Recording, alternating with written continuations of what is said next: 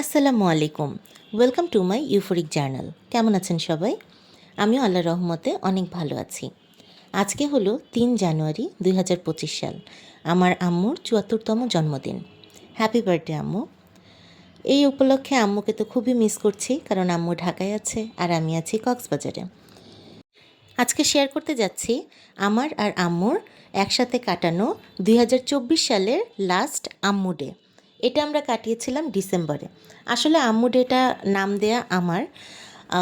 ঢাকায় থাকতে চেষ্টা করতাম যে প্রত্যেক মাসেই আম্মুর জন্য একটা স্পেশাল ডে রাখা, যেটা কিনা শুধুই আমি আর আম্মু সারাদিন আম্মুর পছন্দ মতো কাজগুলো করব। তো যাই হোক, ঢাকা থেকে চলে আসার পরে আর প্রত্যেক মাসে হয় না, তবে যখনই ঢাকা যাই চেষ্টা করি আম্মুকে সোললি একটা দিন দেওয়ার। এই দিন আমরা চলে গিয়েছিলাম মিরপুর 1-এর সনি স্কোয়ারে, যেই স্টার সিনেপ্লেক্সটা আছে ওখানে। সেখানে দেখলাম একটা নতুন মুভি, প্রিয় মালতী। তো মুভি দেখতে দেখতে আম্মুর সাথে অনেক রকম গল্প করলাম। আর মুভি নিয়ে আলোচনা বা মুভির যেটাকে বলে পোস্টমার্টেম আমার আর আম্মুর একটা প্রিয় খেলা হচ্ছে যে কোনো বই বা যে কোনো মুভি যাই দেখি না কেন আমরা সেটা নিয়ে পরবর্তীতে আলোচনা করা, যে সেই মুভিটা দেখে আমরা কি দেখলাম বা কি শিখলাম বা কেমন লাগলো। এই তো, তারপরে মুভি দেখা শেষ করে আমরা চলে আসলাম সনি স্কোয়ারেরই ওইখানে যে ফুড কোর্টটা আছে ওখানে খাওয়া দাওয়া করলাম।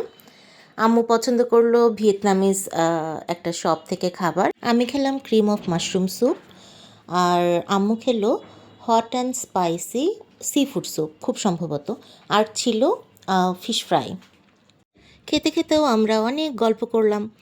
আসলে এই মুহূর্তে এগুলো দেখে আমারও মনে হচ্ছে আম্মুর সাথে অনেকক্ষণ ধরে গল্প করি। আম্মুর সাথে গল্প করার সবচেয়ে মজার বিষয় হলো যে কোনো টপিকে উইদাউট এনি হেজিটেশন আম্মুর সাথে ঘন্টার পর ঘন্টা গল্প করা যায়। এবং আম্মুর সবচেয়ে ভালো দিক হলো তার আর আমার মধ্যে যে একটা হিউজ জেনারেশন গ্যাপ আছে, এবং we see things from different perspective, এই জিনিসটা সে অ্যাডমিট করে এবং সেভাবেই সে গল্প কন্টিনিউ করে বা রেসপন্স করে।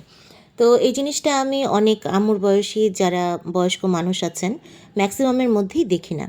খাওয়া দাওয়া শেষ করে আমরা চলে গেলাম মিরপুর 1-এ মিস্টার ডিআইওয়াই এর যে আউটলেটটা আছে ওখানে। ইচ্ছা ছিল আম্মু কিছু পছন্দ করলে কিনে দিব, কিন্তু আম্মু তো কিছু কিনলই না, মাঝখান থেকে আমার কেনা হয়ে গেল অনেক কিছু। আমি কিনলাম ছোট্ট ছোট্ট এই ক্যাকটাসগুলো ফ্রেন্ডস অ্যান্ড ফ্যামিলির জন্য নিউ ইয়ার গিফট হিসেবে, আর কিনলাম সাদা ফুলের এই বাঞ্চটা। এখানে অবশ্য 2টো স্টিক আছে, খুবই সুন্দর। আর আম্মুকে পরে অবশ্য গিফট করেছিলাম আম্মুর পছন্দের 3টা শাড়ি।